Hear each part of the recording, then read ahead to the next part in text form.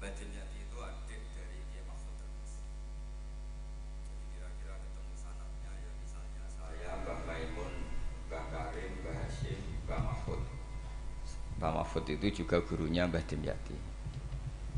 Ini penting saya utarakan sanad karena sebagian kesesatan fatwa itu juga karena nggak punya apa sanad. Soal orderan Mbah Idris Pak Lek Kaulo untuk melawan fatwa tadi Malakat Emanukum, saya kayaknya tidak nuruti itu karena fatwa itu jatuh dengan sendirinya. Karena saya yakin nggak ada yang mendengar ya. Nak dilawan corong Jawa mariku mau luhur gitu. Karena pasti sudah jatuh dengan sendirinya. Karena kata Rasulullah SAW itu al halalu bayyinun wal haramu bayyinun. Jadi semuanya itu sudah jelas. Manusia itu diwatakkan untuk mencintai fitrah salimah. Sehingga dalam tradisi jahiliyah sekalipun ketika Rasulullah mulai dakwah, itu kata orang-orang Quraisy, Muhammad, kalau kamu ingin aneh-aneh itu karena ingin kaya, jama'na laka malan, kita kumpulkan harta, kemudian Anda jadi orang paling kaya.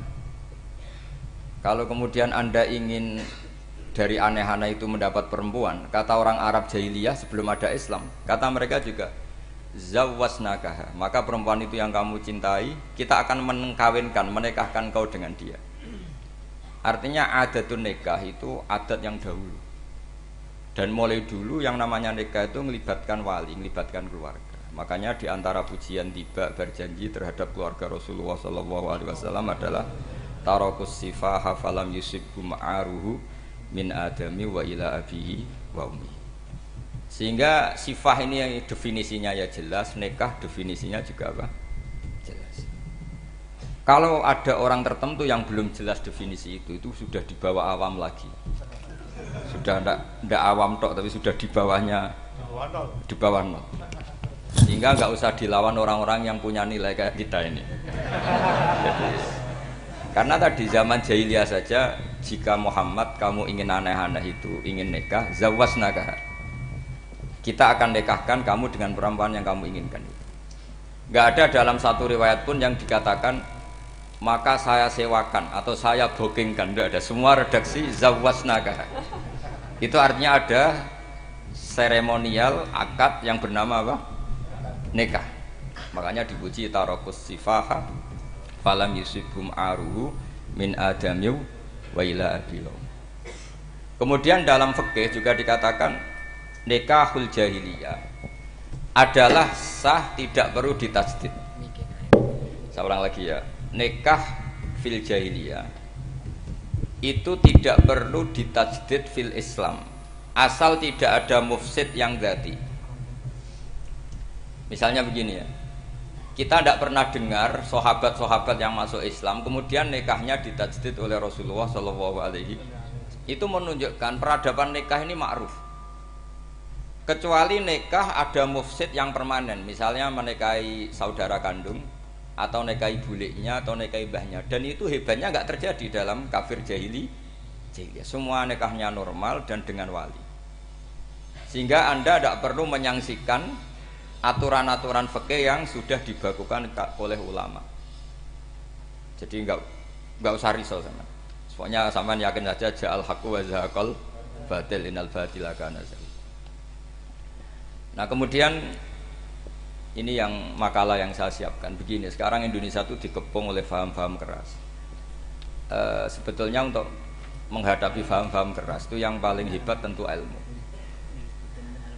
Dalam banyak cerita, banyak saksinya juga. Pernah, ini masyhur sekali cerita ini. Saya Sya'rawi itu ketemu orang ekstrim yang mau mengebom orang-orang Islam yang sedang main di bar. Dugem lah kira-kira gitu. Karena di dunia Allah kok maksiat tok, ini baiknya mati aja daripada hidup, daripada ngeleng-ngeleng bumi gitu. Terus ditanya sama Syekh Sya'rawi, kalau betul mereka jadi mati, aina masiruhum, lalu mereka mati terus kemana? Dijawab oleh ekstremis tadi, ya ilanar, karena mereka matu fi finil maksiyah, mati ketika maksiat.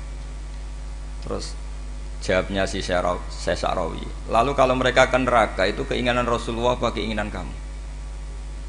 Apakah pernah Rasulullah itu berkeinginan umatnya mati masuk neraka. Ya ndak. Ya sudah, kalau itu tidak keinginan Rasulullah jangan lakukan. Itu kan satu ilmiah yang luar biasa. Rasulullah tidak pernah ingin umatnya mati dalam keadaan siap masuk neraka. Makanya tidak usah mati pas itu ya. Bener MC tadi, kalau mati milih tanggal dan milih tempat. Ya itu diantara pujian-pujian yang masyhur tuh, yang dulu sahabat ada yang muji Rasulullah itu, khuliqta mubarra'un min kulli aibin faka'an nama khuliqta kama tasha. Jadi itu sebenarnya makalahnya sahabat, tapi yang untung Mustafa Atif karena dapat uang banyak dari nyanyi. Jadi itu sebenarnya makalah normal dari pujian seorang sahabat, tapi yang untung Mustafa Atif. Mungkin yang untung juga pengundangnya karena ternyata abadi ya. Tapi itu makalah itu dah. Nah cerita Imam Sa'rawi tadi, Sa'rawi Sa'rawi Mutawali Sa'rawi ya. Mufassir itu. Saya punya kitabnya itu 27 jilid. Saya sebagai peneliti itu ya ndak tasdek amat karena saya butuh adit ya, butuh penguat itu. Dan penguat itu pula yang saya bawa ke sini.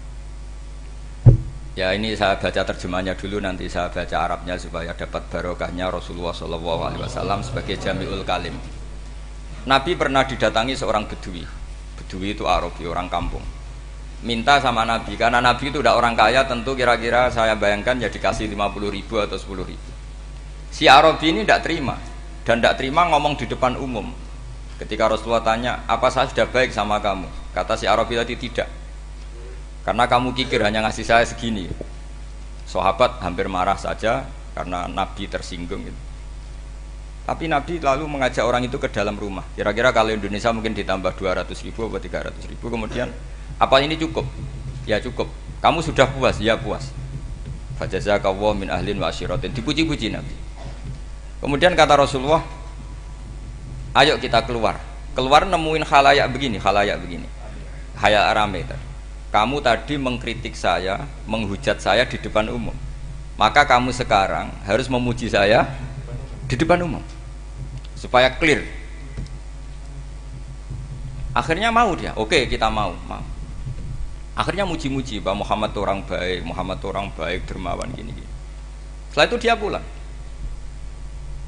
Hebatnya Rasulullah ketika pulang kata Nabi begini, sabda Nabi gini.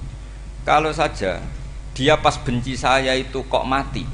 Saya ulang lagi. Kalau saja dia pas komentari saya buruk tadi kok mati, maka dia mati sebagai min ahlin nar karena berstatus pencaci maki Nabi. Akhirnya dia muji Nabi itu lewat disuap, lewat dikasih uang lagi. Loh itu sudah sah.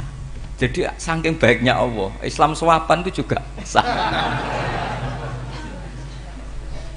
Itu kan muji Nabi itu karena disuap. Makanya ini penting. Sehingga dalam khazanah Islam itu memang agak aneh-aneh. Jadi di antara ceritanya dalam hukum-hukum Islam itu ada orang fasiknya minta ampun, tapi minta karena iman sama hadis bahwa nanti kalau ada orang mati disaksikan orang dua, apalagi kalau 4 min ahlil jannah, maka dia min ahlil jannah. Itu dia fasiknya minta ampun, nyewa orang. Nanti kalau saya mati bilang saya orang baik. Betul. Setelah dia mati bayar. Oh, ini baik. Satu kampung nggak ada yang percaya ini saksi bohong. Tapi sama Allah diampuni karena kesaksian suapan ini. Lalu berarti jenengan ngalalo suap ya ndak, saya ada ngalalo suap, ngalalo sedekah. Karena sekarang kalau ada caleg bayar katanya sedekah. Ya sedekah terpaksa. Ini penting saya utarakan karena apa? Allah itu menilai itu tidak sama dengan pikiran kita. Makanya kubu sebelah ini terlalu ekstrem, memaksa Allah berpikiran kayak dia. Satu karena kurang ngaji. Nomor 2 ya tadi emosinya lebih tinggi ketimbang intelektualnya. Ini penting saya utarakan. Ternyata orang yang nyuap tadi apa nilainya plus, yaitu dia iman sama dawai Rasulullah SAW. Kalau yang namanya saksi itu penting. Cuma dia mendapat cara itu lewat suap. Tapi kan iman. Iman kalau dawai Nabi itu benar, kalau ada saksinya pasti min ahlil jannah. Terus dia nyari saksi harus dibayar. Sekarang sama iya 1 juta. Sekarang saya tanya di KPPS atau di mana-mana saksi pemilu itu dibayar enggak? Dibayar sah apa enggak? Sah. Jadi kadang kebenaran itu harus dibayar. Ini penting saya utarakan karena ada orang perempuan cantik dirayu, digaji supaya main di niklab, dibayar jadi orang maksiat. Lalu mungkin ada ustadz gaji dia, bayar dia supaya mondok. Gak tahu terusannya apa, terus diwayu apa enggak tahu saya. Pertanyaannya, ketika kamu bayar kemudian jadi santri, itu kamu dosa nyuap apa dosa sodako membiayai proses kebenaran? Sodako. Tapi kalau yang bayar untuk jadi pegawai niklab maka membiayai kemaksiatan. Maka pembiayaan ini penting secara fikih. Arahnya kemana? Ke hak apa ke batil? Sehingga di Fathul Mu'in diterangkan, misalnya ada orang layak jadi pemimpin dan kemudian rivalnya itu orang yang menyesatkan atau calon perusak bangsa. Ya, maka calon pemimpin yang soleh itu wajib berkompetisi meskipun bibadlil mal. Karena kalau yang mimpin orang fasik, kampung ini rusak. Kalau yang mimpin orang soleh, kalau nggak bayar juga nggak jadi. Maka wajib bayar. Lah yang soleh bayar ini berstatus sedekah, tapi yang batil ini berstatus suap. Kenapa demikian? Karena yang namanya riswah atau ada yang baca ruswah adalah pembayaran untuk mengehakkan barang batil dan membatilkan barang hak. Sementara pembiayaan orang soleh adalah untuk memperkuat hak. Nah orang tuh nggak tahu, yang ngajinya ndak hatam-hatam tuh taunya pokoknya ar-rosi wal murtasi benar. Tapi nggak pernah mikir lalu definisi riswah atau ruswah itu apa. Ini bukan provokasi supaya semua calon bupati gubernur nyuap, ndak. Hanya nyuruh mereka sodako saja. Jadi kalau nggak jadi, tapi sodako betul ya, kalau nggak jadi ya tetap ikhlas, dari awal memang sodako. Lah soal gremeng ya bawaan manusia gitu ya. Ya nggak apa-apa, namanya tetap gremeng. Ini penting saya utarakan. Makanya menurut saya itu bangga dengan Pak Hamid karena sepupu mbah saya itu karena alimnya. Meskipun banyak orang mensifati beliau wali dan memang wali betul, tapi saya tetap menstatuskan beliau orang alim yang dari kelaziman alim itu beliau wali. Jangan dibalik, wali dulu baru alim. Karena dalam beliau orang Lasem dan kaidah di Lasem itu fakullu alimin waliyullah walaysa kullu waliyillah aliman. Jadi kalau kaidah di daerah Jawa Tengah itu semua orang alim pasti wali, tapi kalau wali tidak mesti alim. Sehingga kalau menstatuskan alim itu keren, kalau di Jawa Tengah status alim itu keren.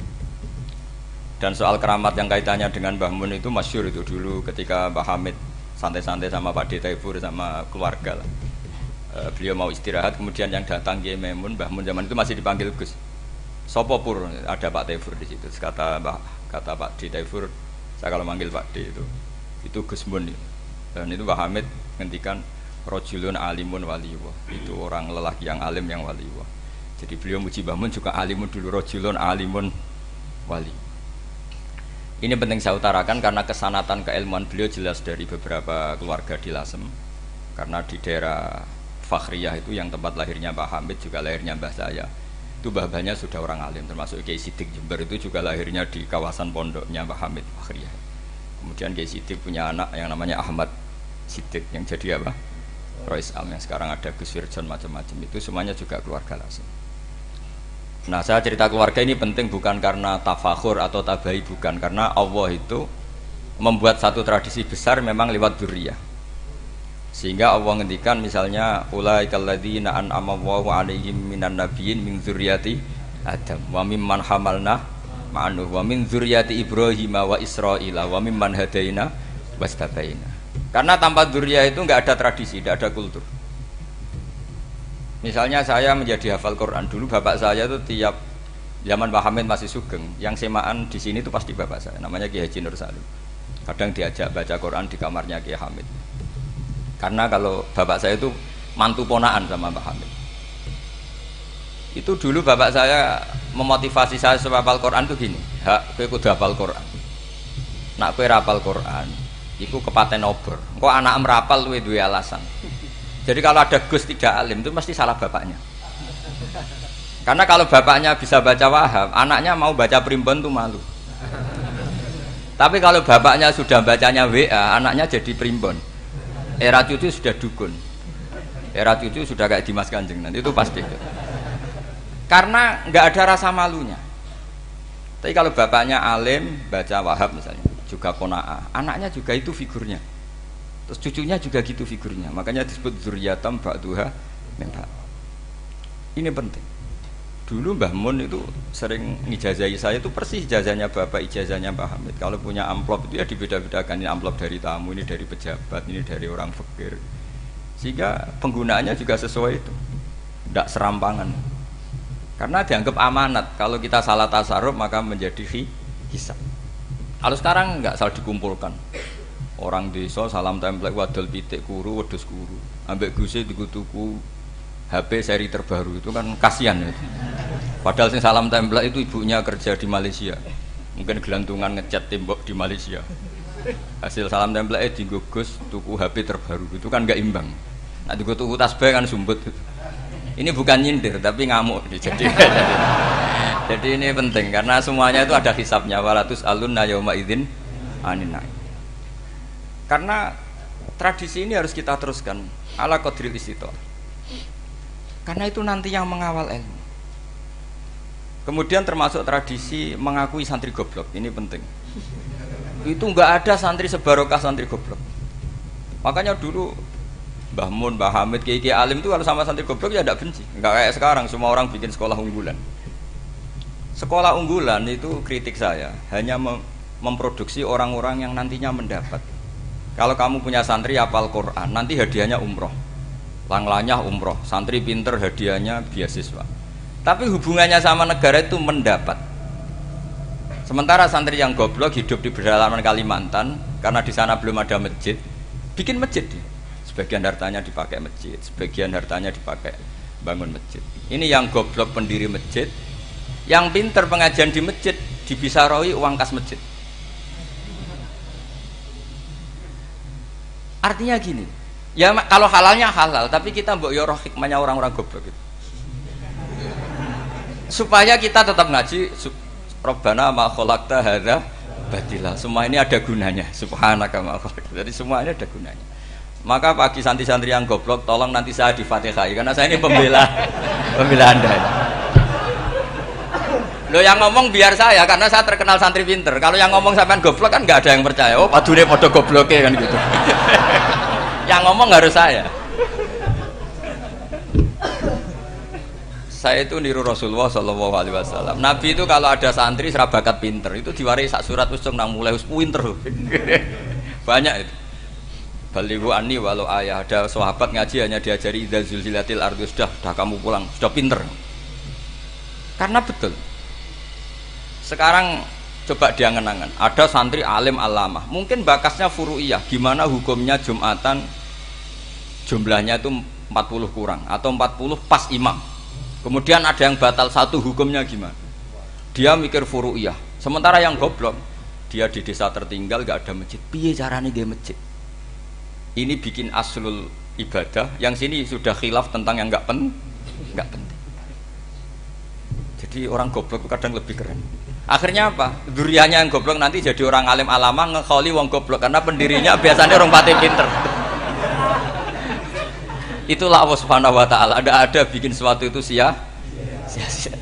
Nah, saya ini korban ilmu itu. Akhirnya santri saya banyak yang enggak jelas.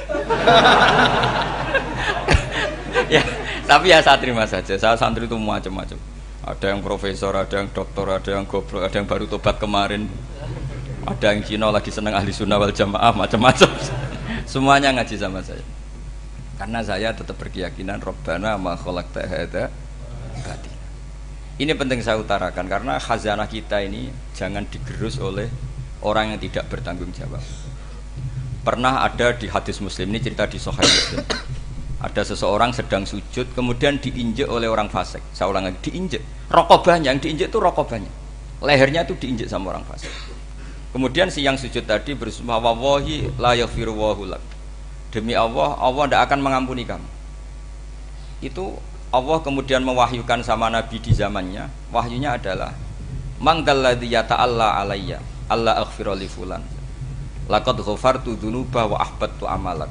Siapa yang mencantut namaku dengan menstatuskan saya tidak bisa memberi maaf. Sungguh orang itu saya maafkan dan yang ahli ibadah amalnya tak cabut semua, tak hapus semua. Karena Allah tuh nggak boleh distatuskan sesuai keinginan kita. Kita sedang soleh terus mengatakan orang lain tidak soleh, Allah tidak akan ngampuni. Ngampuni tidak, itu wilayahnya Allah, dan Allah yaf'alu ma yasha, dan Allah berkali-kali memaklumatkan dirinya yaghfiru liman yasha wa yu'adzibu man yasha. Tapi ini kubu sebelah nyifati Allah hanya wa yu'adzibu, kubu sebelah kan gitu. Tidak pernah kalau Allah disifati yaghfir. Bagaimana Allah gak tersinggung? Allah selalu distatuskan yu'adzib. Itu kira-kira kalau Allah kan gini, saya ini bisa u'adzib, bisa aghfir, kenapa status saya tinggal yu'adzib? Ini ngaji di mana? Khatam enggak gitu kan gitu. Makanya resikonya ahli sunnah itu masyhur tuh Pak Hamid Pasuruan, tamu macam-macam diterima. Ketika orang benci Golkar itu ada tamu dari Golkar juga diterima. Ketika orang nggak mau diberi hadiah oleh orang Golkar, Pak Hamid ya diterima. Bilang ke bapak, mengaku lomo wae nur, duit enggak ana gunane dhewe.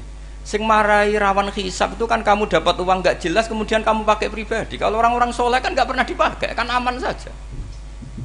Loh, dihisab apanya? Wong hanya peralon. Kalau istilahnya Mbah Hamid itu peralon. Datang diberikan orang lagi, datang diberikan. Kalau kena kamu kan hisab. Terus kamu nyate makan wareg glegeken. Wah itu uangnya nggak jelas dipakai nyate glegeken, ya mesti hisab. Kalau nggak jelas ya disedekahkan. Kalau ingin bebas apa? Hisab. Tapi kalau sering sedekah biasanya nggak bebas dari miskin. Tapi kalau kamu wali kan tetap kayak Pak Hamid itu masyhur bisa kok, tapi kan nggak jadi miskin. Kamu nggak terkenal sakok tapi miskin. Ini nggak wali. Ini penting. Jadi kebanyakan orang ekstrim karena mensifati Allah Taala itu hanya dengan status yu'adzib, tidak dengan status yaghfir. Dan itu mereka harus ngaji lagi. Kurang apanya Rasulullah SAW? Nabi sebagai manusia benci sekali sama pembunuh Hamzah karena qatilu ahabbin nasi ila Rasulillah, yaitu sama Wahsy. Siapa yang nggak tahu Wahsy? Qatala ahabban nasi ila Rasulillah, itu qatala Hamzah. Dan ketika Nabi nyuwun sewu maksud no Wahsy, Allah malah nurkan ayat laisa laka minal amri syai'un aw yatuba alaihim. Ada pilihannya aw yatuba alaihim. Apa yang terjadi? Justru Allah mentobati Wahsy, memaafkan Wahsy, mentobati Wahsy. Ada sahabat yang dipuji Nabi Hamamatul Masjid, akhirnya su'ul khotimah. Kita tahu ceritanya siapa? Sa'labah. Makanya kata Mbah Mun sering cerita ke saya, banyak orang darani saya itu tidak jelas, kata Mbah Mun, karena saya sama siapa saja baik, sehingga banyak yang nuduh saya itu tidak jelas. Kata beliau, ulama paling jelas ya saya ini kan, karena masih orisinil, kata beliau. Tapi pakai bahasa Jawa, karena tadi Mbak Idris bilang ada yang MA ya, Madura asli tadi, makanya saya terpaksa bahasa Indonesia tadi. Kata Mbah Mun, ulama paling jelas ya saya, karena saya menyikapi siapa saja baik, karena di hati saya hanya membaca laisa laka minal amri syai'un aw yatuba alaihim aw yu'adziba. Kenapa kamu vonis si buruk? Bisa saja nanti baik. Yang sedang baik bisa saja nanti bu. Kalau nasib seseorang nggak jelas, kenapa kamu sikapnya jelas? Nah, ini orang-orang nggak ngaji itu memaksa orang lain jelas. Ini kubu sebelah pasti salah, ini pasti benar. Wong manusia kok dipasti-pastikan gimana? Kita ini tidak nabi. Kalau nabi maksum pasti benar. Kalau sampean apa? Maksum bisa. Jadi ketidakjelasan para ulama ini berdasar konstitusi tadi, bahwa itu wilayahnya Allah Subhanahu wa Ta'ala. Ini penting saya utarakan. Jadi penting sekali. Jadi orang yang sedang fasik sekarang bisa saja nanti tobat. Yang sedang sekarang soleh bisa saja nanti masalah. Sehingga Rasulullah tetap mengajarkan ya muqallibal qulub tsabbit qalbi ala dinik. Jadi kalau ngaji itu khatam. Khatam itu begini misalnya ya. Saya pernah ngaji Ihya, belajar Ihya khatam. Bahkan saya punya takrirannya berdasar kitab Ithaf, sarahnya Ihya. Kalau ingin tahu sanadnya sarah Ihya, ya misalnya Gus Idris ini, oleh Idris ngaji Mbah Hamid Pasuruan, ngaji Mbah Dimyati. Mbah Dimyati ini ngaji sama kakaknya Kiai Mahfud Termas. Kiai Mahfud ngaji sama abahnya Kiai Abdullah. Kiai Abdullah ngaji sama abahnya Kiai Abdul Manan. Kiai Abdul Manan ini mulazim terhadap Sayyid Murtado Az-Zabidi.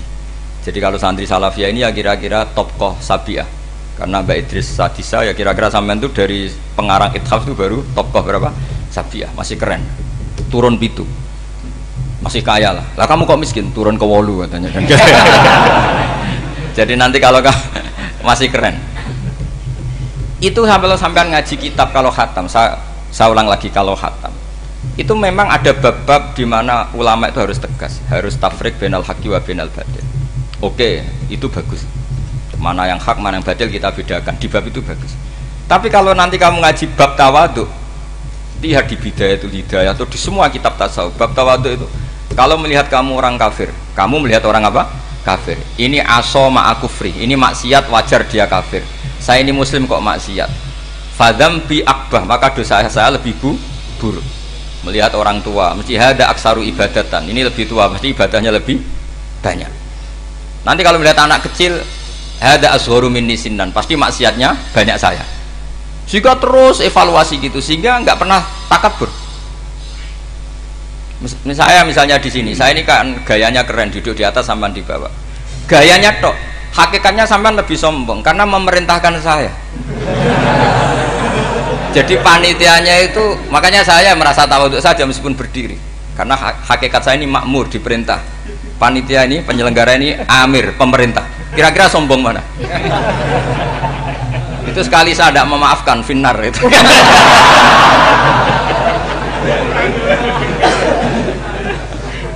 Tapi insya Allah tak maafkan lah. Iya masih insya Allah. Jadi ini penting. Jadi mbok ya orang-orang yang ekstrim tuh mikir keinginan Rasulullah SAW itu umatnya meninggal dalam keadaan baik. Makanya benar tadi, notulen tadi, kalau doa, kalau ingin mandi itu memang harus ada jadabnya. Tapi yang asli loh ya, jangan gaya-gayanan. Ya asli betul loh, yang nggak khilaf memang asli. Itu ada seorang wali doa di depan Nabi itu begini, ya Allah, saya harus jadi orang soleh. Allah diharuskan itu kan nggak sopan ya. Ya Allah, saya ini harus jadi orang soleh. Kenapa? Sekali saya soleh, maka surroh habibu, yang senang kekasihmu.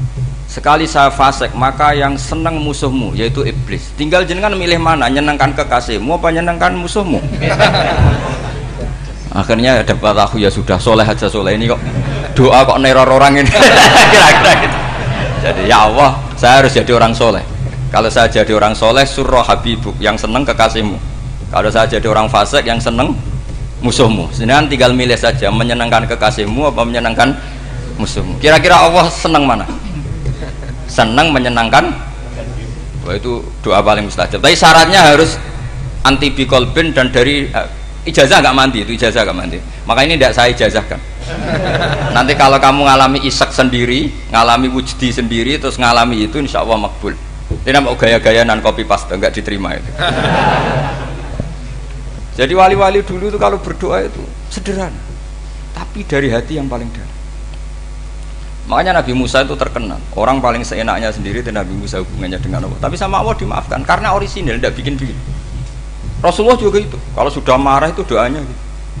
Cuma celakanya ditiru Nira Warisman dulu itu. Nabi itu ketika perang Badar itu jelas kalah, nggak mungkin menang, sudah jelas kalah. Nabi hanya 313, orang kafir 1000 dengan perlengkapan apa? Sudah lengkap semua. Setelah perang dilihat itu jelas kalah. Seri awal yang memang kalah betul. Doanya Nabi apa? Allahumma intuhlik hadil isobah lam tu'bad ba'dal yaum. Pun Gusti, silahkan bikin kalah, tapi ra ono sing roh nak jenengan pangeran. Pun lairan jenengan dadi pangeran, ora ono sing roh. Enggak ada ibadah. Intuhlik hadil isobah lam tu'bad ba'dal yaum. Kalau engkau menghancurkan kelompok saya ini, jenengan sebagai Tuhan tidak ada yang nyembah lagi. Karena yang nyembah tinggal kelompok kita. Tapi yang ngendikan Nabi, kalau kamu niru tidak bisa. Gak bisa kamu doa, ya Allah saya ini santri salafiyah, kalau saya bodoh menjadi presiden buruk terhadap alumni salafiyah. Gak apa-apa sekali-kali doa gitu. Tapi kata Allah lainnya masih banyak.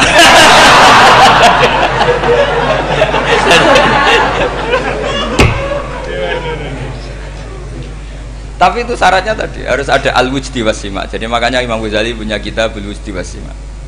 Karena ada masrob, ada syarab. Jadi wali ngikuti para nabi itu ada masrob, ada syarab.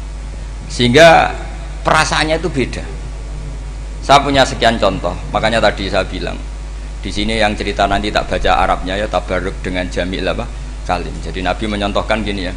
Hubungannya Nabi dengan umatnya itu kata Rasulullah ibarat orang punya unta atau sapi yang susah, yang sarodat itu berat. Kalau bahasa sini apa beda? Yang larat ya Pak? Melayu.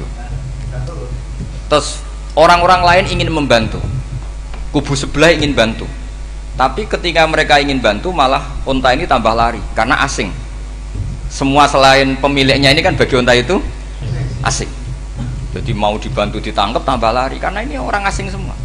Ngajinya agak jelas, asalnya agak jelas, tapi mau ikut umat Islam ini asing semua. Akhirnya kata Nabi yang punya unta itu tadi datang, kemudian ngambil rumput, terus unta itu dipanggil, kemudian unta itu ngikuti. Kata Nabi, ibarat saya seperti itu. Kalau saya yang memimpin Islam, saya yang merawat umat saya, maka umat akan mudallalah, akan nurut. Tapi kalau yang rumat kalian, malah Islam menjadi kacau. Kenapa menjadi kacau? Karena tadi nyifati Allah saja salah. Orang Islam baik dihukumi kafir hanya karena tahlilan, hanya karena manakiban dihukumi kafir. Sekarang inginnya Nabi orang menjadi muslim apa kafir? Inginnya Nabi orang menjadi muslim apa kafir? Muslim. Lalu gara-gara melakukan perilaku tertentu dihukumi kafir. Iya, ziarah wali songo musyrik, nyekel patok musyrik. Katanya minta sama mayit. Padahal saya andekan jadi mayit itu diziarahi sampean nggak seneng. Nggak senengnya karena ya kadang murid itu jari gurunya ya kurang ajar. Masa gurunya dibilang gini, ya Allah, ingkana musinan fazid fi ihsani, wa ingkana musian fatajawaz anhu. Kata gurunya, soleh tenan darani ingkana. Makanya saya tidak suka zaman ziarah ke saya, kecuali doanya ditasihkan dulu ke saya. Makanya nggak boleh ziarah itu pada Nabi, bisa murtad kan? Coba itu baca di depan Nabi, murtad gak? Ya Allah, kalau ini baik maka gini, kalau buruk. Masa Nabi baiknya ingkana? Lah orang-orang yang menyerang kita kan, itu gak ada zaman sahabat doa seperti itu. Ya mesti gak ada, mana mungkin sahabat baca itu di depan Nabi. Masa Nabi didoain, ya Allah kalau dia baik maka fazid, maka kalau dia buruk, ya gak mungkin. Lah mereka nyerang kita itu gak ada dalam sejarah sahabat. Ya sahabat kok nahlili Nabi itu gak nabi, mau didoain maghfir lahu. Kan ngenyek kanjeng Nabi jadi ngono ighfir lahu. Ya mesti saja sahabat gak akan tahlilan. Yang kabudut itu Rasulullah, bahkan diistilahkan kabudut saja salah. Intaqala ila rafiqil ala. Nah kalau sampai harus ditahlili, kalau enggak yang rokok betul. Amalnya pas-pasan, dosanya berkelanjutan. Kondak gimana? Punya tanah warisan yang hasil ngerebut milik orang lain. Kamu sudah mati, dipakai anak cucumu. Ini berkelanjutan enggak dosanya? Berkelanjutan, berseri-seri. Mereka kalau nyerang kita kan sahabat tidak melakukan itu untuk Nabi, ya nggak mungkin lah sahabat mendoakan itu pada Nabi, kan nggak mungkin. Coba kalau kamu jadi mayit, terus kamu gurunya, terus ada murid kamu bilang Allahumma ingkana musinat fazid fi ihsani wa ingkana musian fatajawaz anhu. Mesti kalau kamu bisa bangun. Ya Allah, cong meyakini saya soleh itu masih ingkana. Kalau guru saya soleh, maka kalau guru saya buruk, maka itu kan taklek namanya apa? Itu kan kurang ajar. Saya tidak pernah doa gitu di depan Muhammad Pasuran, tidak pernah. Saya kalau doakan bangun ya tidak pernah gitu. Allahumma ali darajati fil jannah gitu. Saya nggak pernah, ingkana nggak pernah. Karena andekan itu saya juga sama kok. Cuma kalau ada orang doa di bangun gitu ya karena orang lain ya tak biarin. Tapi saya tidak bilang amin, ya biarin aja sudah. Tapi kalau santri sarang nggak usah lah doa ya apa? Ingkana kok. Mosok meyakini solehnya gurunya kok nunggu apa? Ini bukan ijazah, ini marah ini. Jadi pelurusan ini. Saya ulang lagi, ngaji itu harus khatam. Pentingnya khatam tadi, kalau di bab tafriq bainal haqqi wa bainal batin, seakan-akan kubu sebelah ini benar karena tegas. Tapi kitab itu tidak hanya bab itu, juga ada bab tawadhu. Di bab tawadhu itu, misalnya kita melihat orang kafir, ini wajar maksiat kan dia kafir. Masa saya mukmin maksiat? Dan ini kafir bisa saja nanti husnul khotimah, saya muslim bisa saja su'ul khotimah. Jika tetap tawadhu, melihat yang lebih sepuh ini aksaru ibadatan minni, melihat yang kecil asghar berarti aqallu maksiatan minni, sehingga melihatnya itu tawadhu. Jadi kalau di bab tawadhu semuanya orang itu mungkin. Nah di sini Rasulullah SAW mengajarkan, ketika malaikat Jabal bilang, Muhammad, orang yang mendustakan kamu saya tungkepi gunung biar mati semua. Kata Rasulullah, saya berharap keluar dari tubuh mereka min aslabihim, dari keturunan mereka orang-orang sing mukmin. Sudah karuan kafir saja Nabi tidak berhenti berharap, jangan-jangan nanti keturunannya mukmin. Dan itu betul. Kita tahu Abu Lahab punya anak Darroh itu mukminah, Abu Jahal punya anak Ikrimah juga mukmin. Dulu Walid bin Mughirah musuh besarnya Rasulullah punya anak Khalid bin Walid. Sekarang orang-orang yang abangan gak hafal Quran, kadang anaknya hafal Quran. lewat program PTPQ, kadang ngapal Quran malah anaknya ndak hafal. Makanya kalau pas wisuda sampai bingung, gurunya tuh sampai nangis. Kenapa nangis? Ini anaknya orang nggak hafal Quran tak wisuda hafal, saya gurunya ndak hafal kata. Lah kenapa bisa jadi hafid? Karena guru sewaan kata. Itu banyak sekali. Ini penting saya utarakan supaya ekstremitas itu berkurang. Logika-logika yang dibangun ulama itu ngikuti riwayat. Agama itu ngikuti riwayat, bukan sekedar akal. Saya punya contoh ketika kitab Ihya menutup kitabnya, yaitu Imam Ghazali. Itu ada dua orang. Ini di akhir kitab Rojak dan dipakai nutup kitab Ihya sebagai rojaknya Imam Ghazali. Ada dua orang min ahli nar dipanggil sama Allah. Ini sekaligus ijazah. Kali ini ijazah betul. Yang dipanggil ke surga itu masih muqayyad dan biangkalil jahim, masih muqayyad, masih dibelenggu sama atribut neraka. Terus sama Allah ditanya, piye jong kabarin rokok? Wah syarra makanan Gusti mun rokok jenengan takokno sekarang ra enak jen. Terus kata Allah, ya sudah kamu kembali ke sana karena kamu memang orang fasik. Itu lari, semangat mau ke neraka. Ini ijazah. Semangat disuruh kembali ke neraka itu semangat lari. Allah tanya, "Loh, Jong, kenapa kamu semangat?" Ya Allah, saya ini sudah kapok. Dulu ketika di dunia kamu perintah, engkau perintah, saya tidak semangat. Maka kali ini jenengan perintah, saya semangat. Karena saya sudah kapok. Setiap engkau perintah, saya ada lari semangat ke neraka. Nah barokahnya semangat masuk neraka ini, kata Allah, ya sudah kamu di surga saja. Maka ijazah nanti kalau ada pengumuman silahkan masuk neraka, kamu harus lari sekencang-kencang. Karena itu perintah Allah apa? Yang ketika kita di dunia kalau diperintah males-malesan. Kalau kamu diperintah sholat subuh jamaah kan males-malesan. Dan itu menjadi kita masuk neraka. Sebagai kafarah itu ya Allah, karena ini perintah engkau, saya tidak males-malesan lagi. Wis ngebalikin rokok, lari semangat. Allah akhirnya haru, dimaafkan.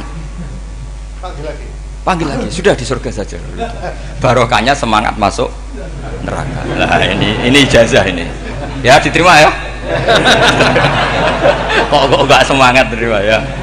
Yang kedua enggak. Sudah kamu kembali ke neraka, pelengahan gitu. Enggak semangat. Allah dilihat terus enggak semangat. Kenapa kamu tolah-toleh? Ya Allah, saya tidak pernah ngira ketika engkau manggil saya ke surga, kemudian engkau kembalikan lagi ke neraka. Ya sudah di surga saja. Barokahnya husnudzon. Jadi ini ijazah, kamu milih dua itu, milih yang mana terserah. Artinya apa? Logika kamu itu tidak mesti masuk apa yang dilakukan oleh Allah Subhanahu wa Ta'ala.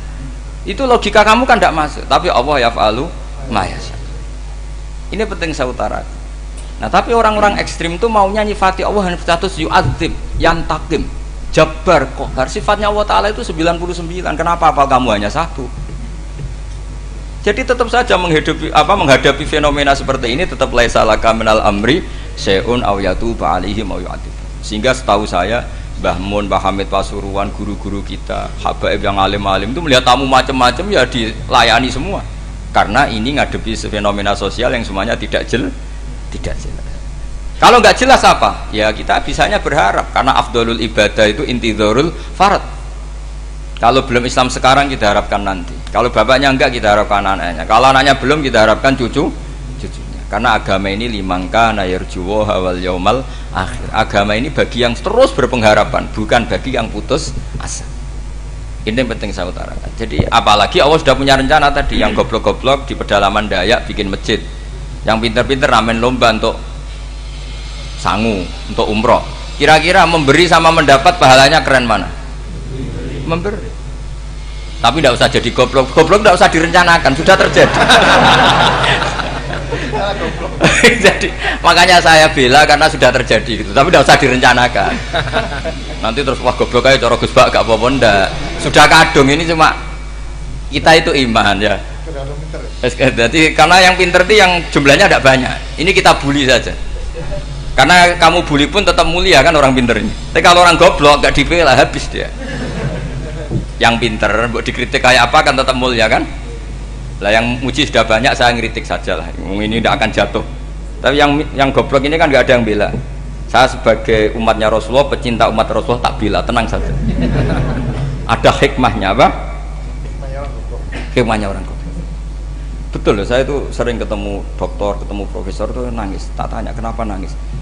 bapak saya itu petani, saya di Jogja sampai jadi dekan, jadi rektor. Tapi saya sekarang rektor, anak saya sekedar SMP naik itu sudah senang. Nggak dengar kabar ketangkep BNN sudah senang. Padahal saya ini ahli metodologi. Ternyata pinter bapak saya.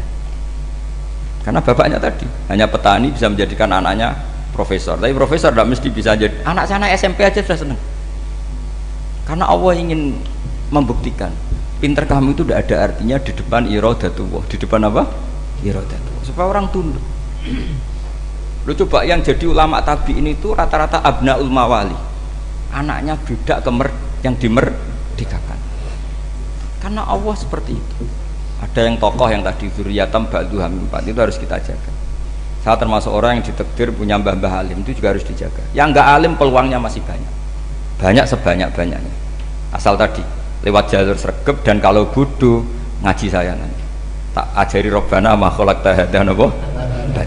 Karena ayatnya gitu, min dzurriyyati Adam wa mimman hamalna ma'anu wa min dzurriyyati Ibrahim wa Israil. Terus terakhir ditutup wa mimman hadaina wajtabaina. Itu umum. Tidak jalur nasab. Siapa saja yang hadaina wajtabaina. Ini penting saya utarakan, jadi ini sebagai penutup tak baca teks Arabnya supaya kita dapat barokah jami'ul kalim. Karena sebarokah-barokahnya bahasa Jawa atau bahasa Indonesia masih barokah bahasa Arab. Cuma kalau tidak saya terjemah dulu, nanti saya baca ini kamu amin amin dikira doa aja sih. Makanya ini diterangkan dulu biar gak korban apa diamini. Karena saya ini pernah Jumatan di satu kampung, imamnya itu sepuh. Imamnya sepuh, khutbah itu gak selesai karena dia gak bisa menyelesaikan sesuai teks di bukunya itu. Yang belakang mantel terus amin amin. Akhirnya Pak Khotib ngadeg lagi, cungkurung doa cungkurung.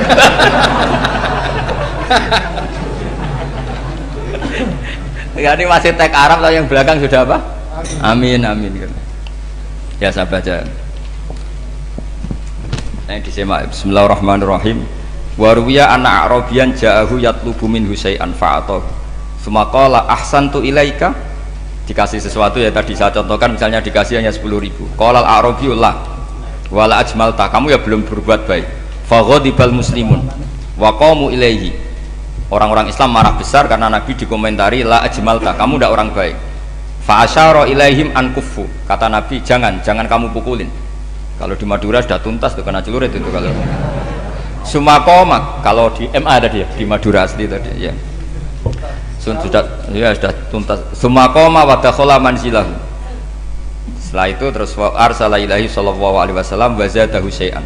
Kemudian Nabi menyuruh dia, ayo masuk rumah terus ditambahi. Faqala ahsantu ilaika qala na'am fajazakallahu min ahlin wa asyiratin khairan.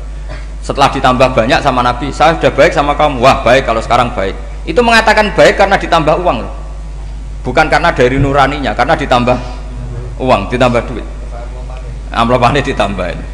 Faqala lahu nabiyyu sallallahu alaihi wasallam innaka qulta ma qulta wa fi nafsi ashabi min dzalika syai'un fa in ahbabta faqul baina aydihim ma qultu baik ma qulta baina yadayya hatta yadhaba ma fi sadrihim alaika. Kamu tadi ngomong dan menjadikan sahabat saya tersinggung. Coba sekarang klarifikasi supaya mereka clear apa? Itu menunjukkan klarifikasi itu termasuk wataknya Rasulullah sallallahu alaihi wasallam.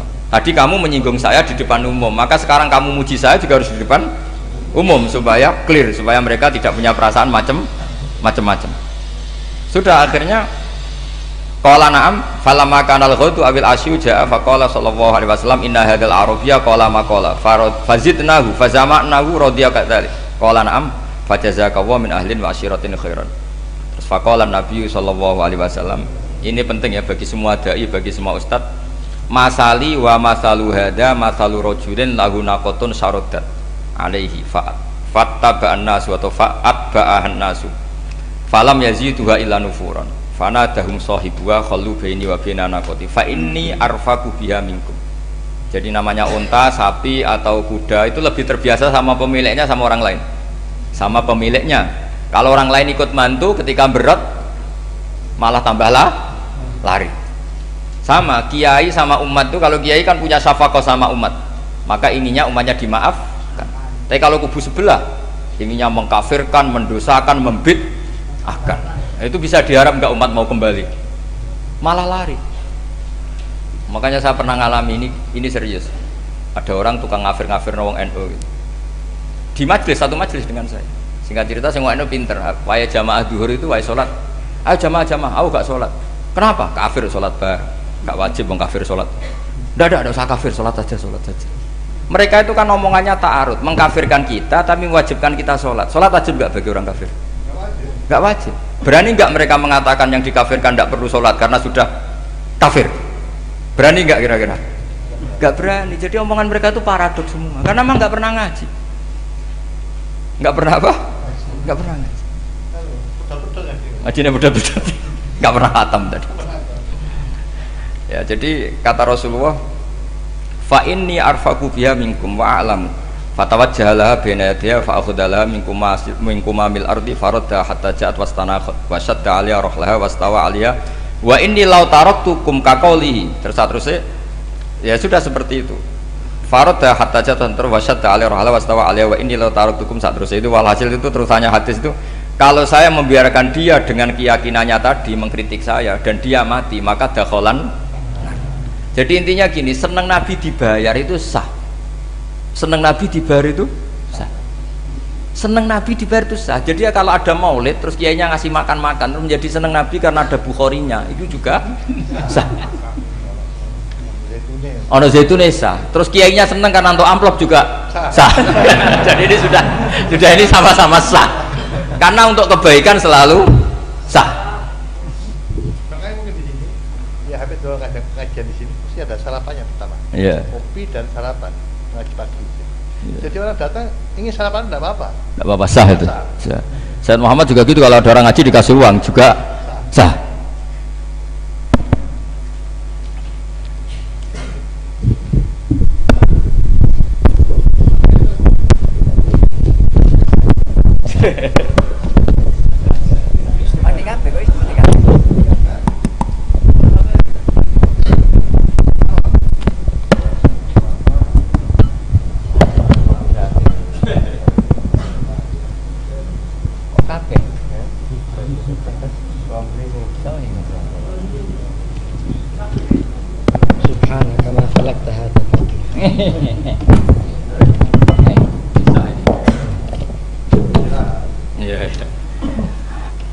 Ya, jadi ini jelas ya, jadi riwayat ini jelas. Kemudian riwayat yang ada di kitab Bukhari ketika Rasulullah didustakan, dibuli.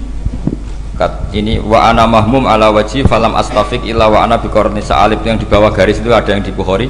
Farafatu rasi fa idzan ana bi sahabatin qad adallatni fa nadartu fa idzan fiha jibril fa nadani faqal inna wa qad sami'a qala qaumika laka wa maraddu 'alaika wa qad basa ilaika malakal jibal litamurahu bima syi'ta fihim. Fanadani malakul jibal fasallama alayhi tsumma qala ya Muhammad faqala dzalik bima syi'ta in syi'ta an udbika alim al-akhsaban faqala Nabi sallallahu alaihi wasallam bal arju ayyukhrijawahu min aslabihim may ya'budu wa wahdah la yusyriku bihi syai'an. Jadi Nabi menghadapi yang sedang kafir saja enggak putus asa, bisa saja mereka nanti melahirkan anak-anak yang Islam. Jadi kalau ada kiai menghina orang kafir itu jangan melihat kiai kok pancanan wong kafir.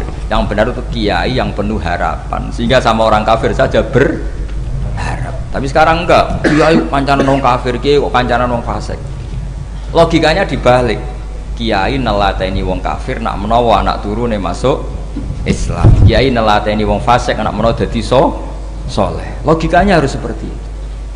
Nah, soal perang itu beda. Perang kan mereka sudah menstatuskan diri ingin bunuh kita. Tentu kita harus berani untuk mempertahankan diri. Tapi kalau kondisi normal tidak bisa seperti itu. Ini kan kondisi normal. Itu Rasulullah. Ya nggak boleh. Karena tadi.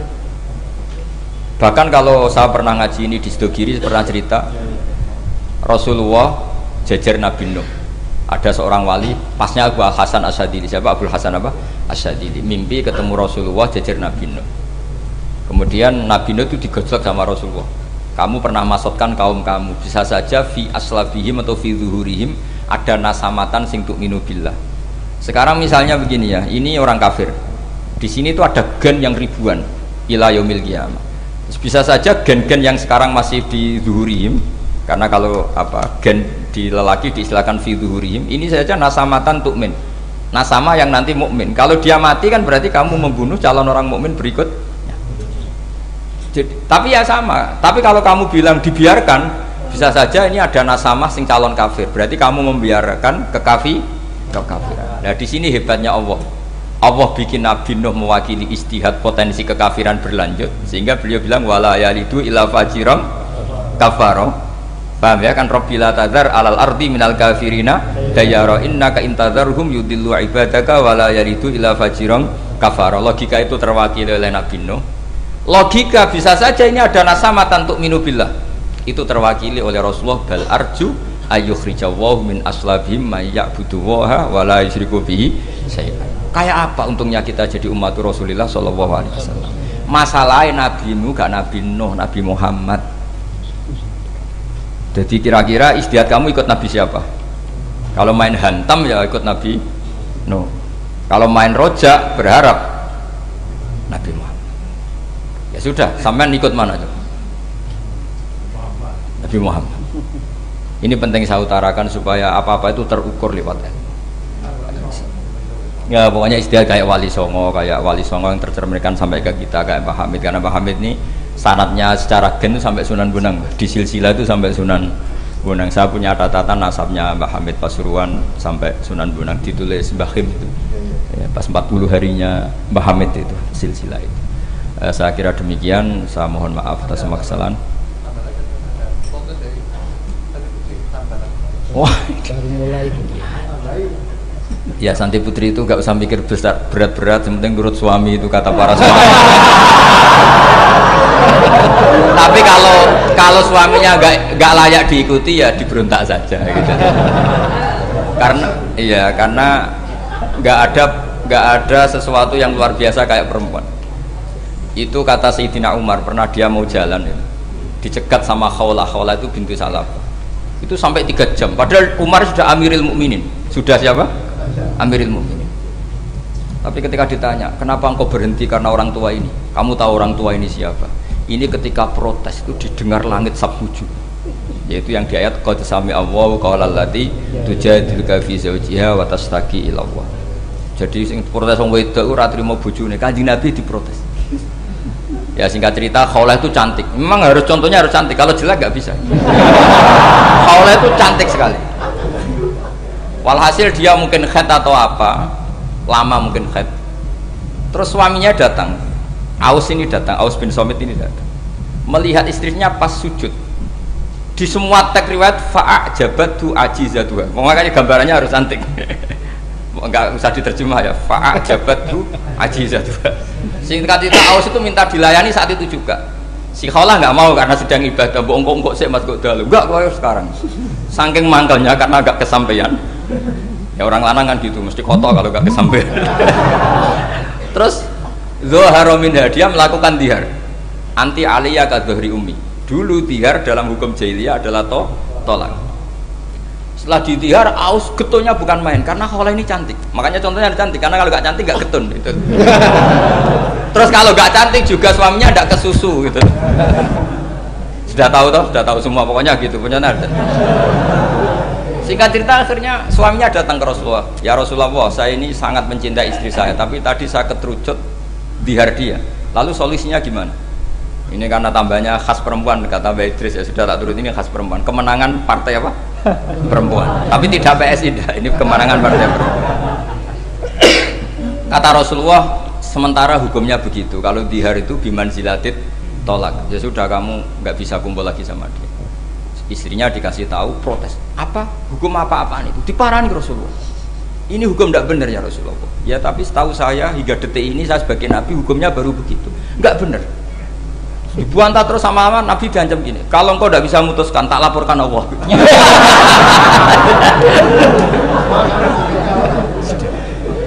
Akhirnya ini pulang betul, pulang sujud sholat lapor sama Allah. Dan ketika lapor sama Allah, ya Allah ini tidak fair. Lapornya tuh jorok sekali. Qad nasartu lahu batni akala syababi wa nasartu lahu batni akala syababi. Muda saya sudah dihabiskan sama suami saya. Wa nasartu lahu batni, tidak usah diterjemah. Tapi ketika saya sudah tidak muda, sekarang saya mau diceraikan lewat apa? Dia. Terus wa innali aulad, dan saya ini punya anak banyak. Indomam tuhum ilayya jauh. Kalau saya rawat pasti mereka kelaparan. Karena saya miskin, saya seorang perempuan. Tapi wa in domam tuhum ilaihi do. Nak tak elokno bapak mesti ditinggal wayang. Wah kira-kira gitu. Wayang gerutu sendiri. Akhirnya Allah jawab bahwa dihar itu tidak tolak. Lah akhirnya Nabi manggil dia, panggil perempuan tadi. Padahal Nabi gak dengar, itu di kamarnya sendiri perempuan tadi. Terus qad sami Allahu qaulal lati tujadiluka fi zawjiha wa tashtaki. Itu semua teks ya tujadilu. Allah mendengar perempuan lati itu perempuan tujadiluka sing madoni kowe Muhammad. Nek ada dikai di padon wedok enteng Nabi saja dilabrak. Wes musa perempuan tuh repot. Nabi dilabrak. Sampai jadi surat Mujadilah. Makanya saya kalau baca Mujadilah dan baca Mujadalah. Ini kaitannya dengan tasrif. Jadalah yujadilu mujadalatan. Karena sekali nggak bisa tasrif nggak sah jadi mufassir. Ya jadi kalau kafaro ya kafiru ya takfiron. Iya iya. Kira-kira kan gitu. Fa'ala yufa'ilu ya tafilan. Jadalah yujadilu mujadalatan. Jadi kalau mujadalatan itu masdar. Karena ini subjek pelaku mujadilah, jadi boleh mujadalah bisigotil masdar, boleh mujadilah dengan sigot isim fa'il. Karena wanita pembantah Nabi itu didengar oleh Allah. Makanya ayasma'uha rabbul izzah min fawqi sab'i samawat walam yasma'aha Umar. Allah saja mendengar dari langit 7, masa Umar gak mau mendengar? Jadi makanya kalau Umar macam-macam orang nyewa khaulah, kamu yang ngomong. Lagi-lagi dengan assalamualaikum warahmatullahi wabarakatuh.